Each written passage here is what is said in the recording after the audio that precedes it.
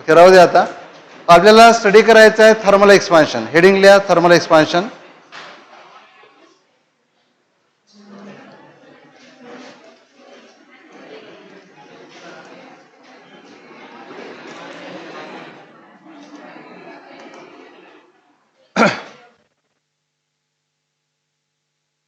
इकडे असलं पाहिजे.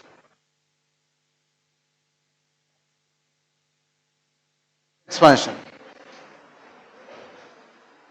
माझ्या बोलण्याकडे सर्वांचं लक्ष पाहिजे. ऍक्च्युली आपण स्टडी काय करणार आहोत पहा. लक्ष इकडे. आपण 3 तऱ्हेचे थर्मल एक्सपान्शन पाहणार आहोत. जान्हवी लक्ष द्या. एक सपोज एक वायर तुमच्याकडे आहे, समजा कॉपर वायर आहे, आणि जर का तुम्ही या कॉपर वायरला हिटअप केलं, म्हणजे जर या वायरचं टेम्परेचर वाढवलं, what about its length. Length वाढणार कमी होणार तेवढीच राहणार. When temperature of the wire increases, what happens to the length. Length काय होणार, वाढणार. म्हणजे वायरचं काय होणार, एक्सपान्शन होणार. That is called as linear expansion. Okay. आणि समजा काय म्हणू आपण, आपल्याकडे एखादी प्लेट आहे, म्हणजे एरिया आहे काहीतरी, आणि इथे पण आपण तेच करणार. जर का टेम्परेचर वाढलं तर या प्लेटचा एरिया काय होणार, वाढणार. That is called as areal expansion or superficial expansion. Superficial सरफेससाठी बरोबर आहे. टेम्परेचर वाढल्यामुळे सरफेस एरिया काय होणार, इन्क्रीज होणार. That is aerial expansion or superficial. Aerial म्हणजे एरिया वाढणार, सुपरफिशियल म्हणजे सरफेस एरिया वाढणार. कळलं. आणि समजा आपल्याकडे एक स्पियर आहे, आणि जर का तुम्ही टेम्परेचर वाढवलं तर हा स्पियर सुद्धा काय होणार, एक्सपांड होणार. It is called as volume expansion और क्युबिकल एक्सपान्शन. हे 3 प्रकारचे एक्सपान्शन आपण स्टडी करणार आहोत. लेंथ मध्ये जर एक्सपान्शन होत असेल तर लिनियर एक्सपान्शन, एरियामध्ये एक्सपान्शन होत असेल तर एरियल एक्सपान्शन, व्हॉल्यूम मध्ये एक्सपान्शन होत असेल तर व्हॉल्यूम एक्सपान्शन और क्युबिकल एक्सपान्शन. कळलं का. क्युबिकल म्हणजे क्यूब आहे असं नाही, क्यूब साईडचा क्यूब करणे म्हणजे volume. So it is called as cubical expansion. ठीक आहे. आणि ऐका बरोबर, जर का समजा तुम्हाला सुरुवातीचं टेम्परेचर माहिती असेल, सपोज सुरुवातीचं टेम्परेचर आहे 30 डिग्री सेंटीग्रेड, आणि सुरुवातीची लेंथ आहे एल नॉट आहे काहीतरी 10 सेंटीमीटर फॉर एक्झाम्पल. आता प्रत्येक सेंटीमीटरला, ऐका, प्रत्येक सेंटीमीटरला प्रत्येक डिग्रीच्या इन्क्रीज इन टेम्परेचर मागे या रॉडची लेंथ किती वाढेल हे तुम्हाला दिलेलं असेल. काय बोललो मी. जर टेम्परेचर 1 डिग्री सेंटीग्रेडनी वाढत असेल तर 1 मीटर, 10 सेंटीमीटर जागे मीटर घेऊ आपण, 1 मीटर मध्ये किती चेंज इन लेंथ होणार हे तुम्हाला दिलं असेल. कळलं का. So change in temperature per unit rise in temperature per metre length. समजण्यासाठी पूर्ण लक्ष पाहिजे, बोलणं तर बिलकुलच नाही पाहिजे. काय, जर टेम्परेचर 1 डिग्री सेंटीग्रेडने वाढलं, त्यामुळे 1 मीटर लेंथ मध्ये जो चेंज होणार, बरोबर आहे, तो तुम्हाला दिला असेल delta L. That is called as, त्याला म्हणतात कोइफिशियंट ऑफ थर्मल एक्सपान्शन. काय म्हणतात, कोइफिशियंट ऑफ थर्मल एक्सपान्शन. पण हा लेन्स रिलेटेड आहे, so it is called as linear coefficient of thermal expansion. काय म्हणतात त्याला, linear coefficient of thermal expansion, that is denoted by alpha. In the same manner, जर का टेम्परेचर एरियाचं वाढत असेल तर कोइफिशियंट ऑफ एरियल एक्सपान्शन दिलेला असेल, दॅट इज कॉल्ड बीटा. आणि जर का व्हॉल्यूम वाढत असेल तर कोइफिशियंट ऑफ व्हॉल्यूम एक्सपान्शन दिला असेल, दॅट इज कॉल्ड गॅमा. म्हणजे टेम्परेचर बदलत असताना, टेम्परेचर बदलल्यामुळे लेंथ बदलत असेल तर कोइफिशियंट ऑफ लिनियर एक्सपान्शन वापरायचा. टेम्परेचर बदलल्यामुळे एरिया बदलत असेल तर कोइफिशियंट ऑफ एरियल एक्सपान्शन और कोइफिशियंट ऑफ सुपरफिशियल एक्सपान्शन वापरायचा. आणि लेंथ बदलल्यामुळे, टेम्परेचर बदलल्यामुळे जर व्हॉल्यूम बदलत असेल तर कोइफिशियंट ऑफ व्हॉल्यूम एक्सपान्शन वापरायचा. हे जर कोइफिशियंट तुम्ही, आणि कोणते, एवढं इथेच नाही, एवढं तुम्हाला माहिती असेल मेटलच्या बाबतीत, जर का टेम्परेचर वाढला तर मेटलचा रेजिस्टन्स वाढतो. सरफेस टेन्शनच्या बाबतीत you know that when temperature increases, surface tension off most of the liquid decreases. मग टेम्परेचरचा लेंथवर इफेक्ट होतो, टेम्परेचरचा एरियावर इफेक्ट होतो, टेम्परेचरचा व्हॉल्यूमवर इफेक्ट होतो, टेम्परेचरचा रेजिस्टन्सवर इफेक्ट होतो, टेम्परेचरचा सरफेस टेन्शनवरही इफेक्ट होतो. आणि आणखी काही फॅक्टरवर इफेक्ट होत असेल, बरोबर आहे. So all this factors are affected by temperature.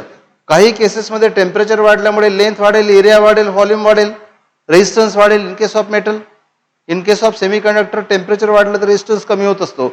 In case of surface tension temperature वाढलं तर लिक्विडचं सरफेस टेन्शन कमी होते, except molten copper and cadmium. तुम्हाला माहिती आहे, समजलं का? आणि जर का तुम्हाला हे कोएफिशियंट माहिती असतील, कुठले coefficient? Linear expansion related, areal expansion related, volume expansion related, resistance related किंवा सरफेस टेन्शन रिलेटेड, तर जर टेम्परेचर बदलत असेल due to increase in temperature, we can calculate the change in length और चेंज इन एरिया और the change in volume. समझ में आ रही क्या बात? If you know the change in temperature and original area, original length, original volume, original resistance, original surface tension, then you can calculate the final surface tension after the temperature has been change. समजलं का? Temperature change झाल्यानंतरचं तुम्हाला लेंथही काढता येणार, एरियाही काढता येणार, व्हॉल्यूमही काढता येणार. माझं बोलणं समजून राहिलं? त्याचं एक एक्झाम्पल म्हणून मी तुम्हाला सांगितलं की सपोज ही एक वायर आहे किंवा हा एक रॉड आहे. रॉड आहे त्याला लेंथ आहे, बरोबर आहे, आणि पहिलं टेम्परेचर आहे T not. T not is the temperature, बरोबर आहे, initial temperature of the rod. Initial length is L not, बरोबर आहे. आणि final temperature becomes T, in final length becomes L. So what is the change in temperature? What is the change in temperature? पहिलं temperature T not आहे, नंतर T आहे, पहिलं temperature कमी आहे नंतर. So change in temperature T not minus, so T minus T naught. Change in length L minus L naught. So change in length is denoted by delta L equal to L minus L naught. आणि relation काय आहे बघा, सर्वांसाठी सारखंच आहे. जर तुम्हाला change in length काढायची असेल तर change in length equal to original length into alpha into delta theta. Delta theta म्हणजे चेंज इन टेम्परेचर, त्याला आपण डेल्टा टी ने इंडिकेट. चेंज इन एरिया काढायचा असेल तर original area into beta into change in temperature. Change in volume काढायचं असेल तर original volume V naught into gamma into change in temperature. Change in resistance काढायचं असेल तर original resistance into alpha into change in temperature. Original surface change in surface tension काढायचं असेल तर original surface tension into alpha into change in temperature. बघा इथे कशामधला change काढला? Change in length. इथे चेंज कशामधला काढला? एरिया मधला. इथे चेंज कशामधला काढला? व्हॉल्यूम मधला. ओके, इथे चेंज कशामधला काढला? रेजिस्टन्स मधला. आणि इथे चेंज कशामधला काढला? सरफेस टेन्शन मधला. तुमच्या लक्षात येत असेल की चेंज काढायचं टेक्निक एकच आहे. इथे काय घेतला? सर्व ठिकाणी change. Change in length, change in area, change in volume, change in resistance, change in surface tension. इथे काय घेतलं? तीच original quantity. Original length, original volume, original area, original volume, original resistance. Original म्हणजे अगदी सुरुवातीला इनिशियल टेम्परेचर. आणि इथे काय घेतलं? Change in temperature. हे पहिले समजलं का काय केलं? तर कोणताही चेंज काढताना चेंज लिहायचा लेफ्टकडे, नंतर लिहायचं original quantity. It may be length, it may be area, it may be volume, it may be resistance, it may be surface tension. नंतर लिहायचा corresponding coefficient. It is called as coefficient of linear expansion, coefficient of areal expansion, coefficient of volume expansion. याला म्हणतात temperature coefficient of resistance. याला म्हणतात temperature coefficient of surface tension. समजलं का? इथे काय लिहायचं? Change in temperature. आता समजा, लक्ष द्या इकडे. आता जर का तुम्हाला चेंज झाल्यानंतरची क्वांटिटी काढायची असेल तर पहिली लेंथ किती आहे? L naught. आणि म्हणून फायनल लेंथ काय होणार? L naught plus delta L. इथे बोर्डवर पहा, पहिली लेंथ किती आहे? L naught. आणि लेंथ कितीने बदलली? Delta L. एक्सपान्शन झालं असेल तर डेल्टा एल पॉझिटिव्ह असणार, कॉन्ट्रॅक्शन झालं असेल तर डेल्टा एल निगेटिव्ह असणार. टेम्परेचर मेटलच्या बाबतीत टेम्परेचर वाढलं असेल तर एक्सपान्शन होणार आणि टेम्परेचर कमी झालं असेल तर कॉन्ट्रॅक्शन होणार.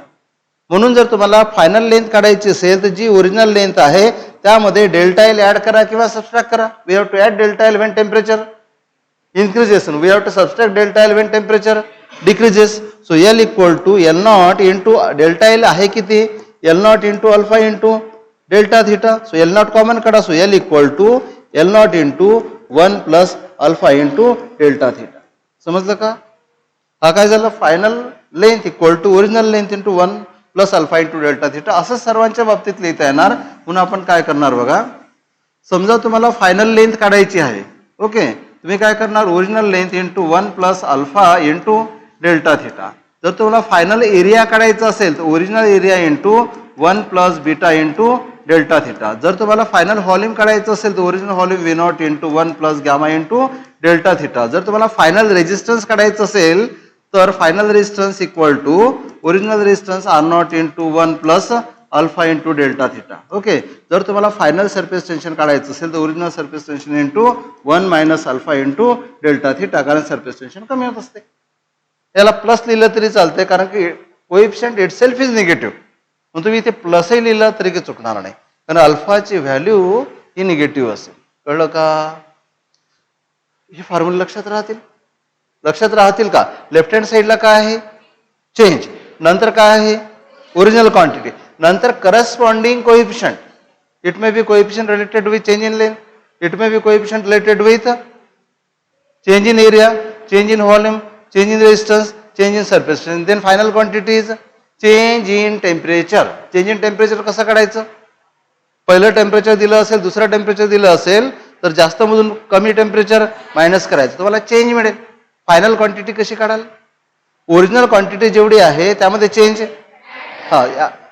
If it increases we have to add the change, if that quantity decreases we have to subtract the change. Semiconductor मध्ये काय असतं माहिती आहे का? Semiconductor you know, conductor, insulator and semiconductor. Semiconductor, in case of semiconductor, when temperature increases resistance decreases. Temperature वाढलं तर resistance काय होणार? कमी होणार. In case of semiconductor. Metals मध्ये तसं नसते. In case of metal Wien temperature increases resistance also increases. म्हणून जर तुम्हाला फायनल रेजिस्टन्स काढायचा असेल, जर मेटल असेल तर ओरिजिनल रेजिस्टन्स मध्ये हा रेजिस्टन्स काय कराल? ऍड कराल इन केस ऑफ मेटल. आणि जर तुम्हाला सेमीकंडक्टरच्या बाबतीत काढायचं असेल तर ओरिजिनल रेजिस्टन्स मधून एवढा रेजिस्टन्स सबस्ट्रॅक्ट कराल in case of semiconductor Wien temperature increases. Surface tension मध्ये काय असते? टेम्परेचर वाढलं तर सरफेस टेन्शन कमी होते. म्हणून फायनल सरफेस टेन्शन काढताना त्यामधून हा फॅक्टर तुम्हाला काय करावं लागेल? प्लसच्या जागी इथे मायनस करावं लागेल. म्हणून तर आपल्याला फायनल सरफेस टेन्शन काढायचं आहे. Original surface tension T not आहे, त्यामधून डेल्टा टी काय केला? मायनस केला. म्हणून हे इक्वेशन तुम्हाला समजलं का? बरं, समजलं का? Any problem? लिहून घ्यायचं व्यवस्थित. तर लिहिताना थोडंसं मी प्रत्येक गोष्ट वेगवेगळी अशी लिहून देतो, समजताना हे ठीक आहे. बरोबर आहे. तर काय म्हणू शकता तुम्ही याला? चेंज इन काय काय लिहिलं आपण? चेंज इन लेंथ, नंतर एरिया, नंतर व्हॉल्यूम, ओके, नंतर रेजिस्टन्स, नंतर सरफेस टेन्शन. सर्व चेंजसाठी सारखेच फॉर्म्युला. ओके, लक्षात ठेवायला तर फारच सोपे आहे. समजलं का? Isn't it clear? आता याला लिहून घेताना पहा काय करावं लागेल. तर नेक्स्ट पेजवर आता लिहा लिनियर एक्सपान्शन. पहिलं लिहायचं राहिलं का? ते तुम्ही फायनली लिहून घ्यायचा. तिन्ही एक्सपान्शन लिहिल्यानंतर दॅट इज एक्स्ट्रॅक्ट. तुझं फायनल एक्स्ट्रॅक्ट आहे ना? ओके, तर हेडिंग लिहा linear expansion.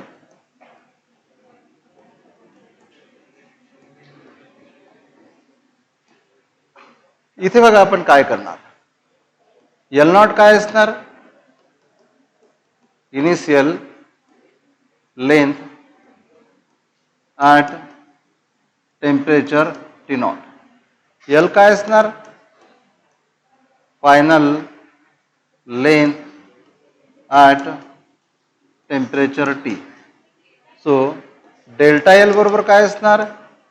L minus L naught equal to change in length. आणि डेल्टा थिटा बरोबर काय? याला डेल्टा टी पण कोणी लिहिणार? हे काय असणार? T minus T naught equal to change in temperature. आणि इथे लिहा अल्फा. अल्फाला म्हणतात coefficient of linear expansion.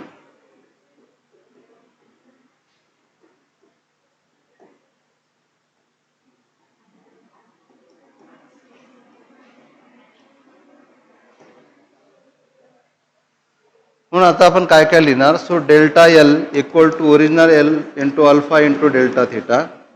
Therefore L equal to L naught plus delta L therefore L equal to L naught काढला common 1 plus alpha into delta theta.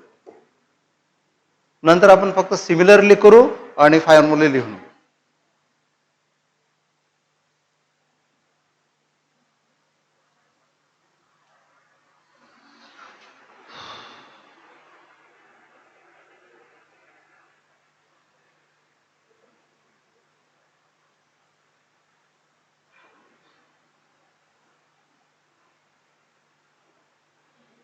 मी आजपर्यंत असे student नाही पाहिले की ज्यांनी वर्गात गोष्टी केल्या आणि त्यांची 12वीच्या एक्झामच्या अगोदरची कंडिशन चांगली असेल.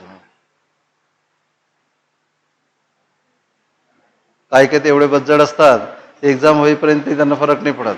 काही काहींना लाईट फरक नाही पडत.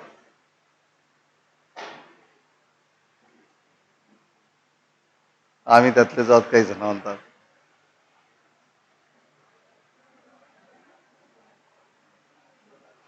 आणि असे नमुने बोर्ड एक्झाम झाल्यानंतर क्रॅश कोर्ससाठी अमरावती अकोला इकडे तिकडे फिरतात. पण त्या कंडिशनमध्ये तुम्ही असं मला वाटत नाही.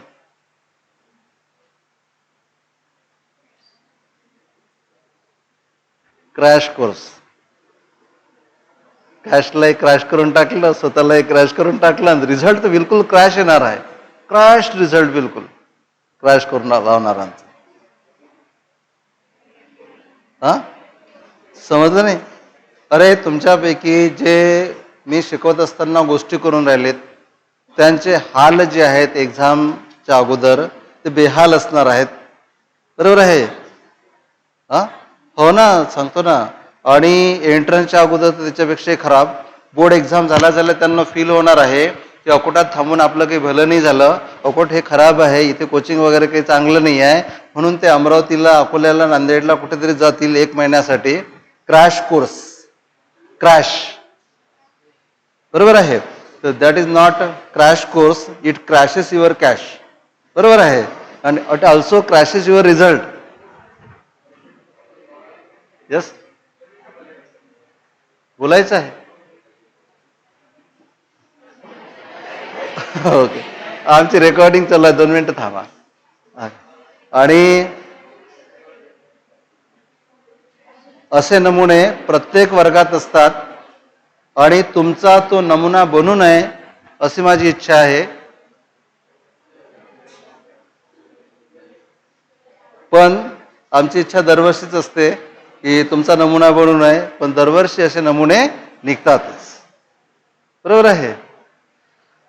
आणि ज्यावेळेस तुम्ही त्यांचा रिझल्ट पाहाल त्यावेळेस तेवढा रिझल्ट लक्ष द्या, कुठलीही ट्युशन न लावता, कुठलाही क्लास जॉईन न करता, बरोबर आहे, काही न करता फक्त प्रॅक्टिकलच्या मार्क्सच्या भरोशावर बोर्ड एक्झाम मध्ये आणि एंट्रन्स मध्ये 4 ऑप्शन पैकी एक निवडायचं, कुठलंही A to Z A option.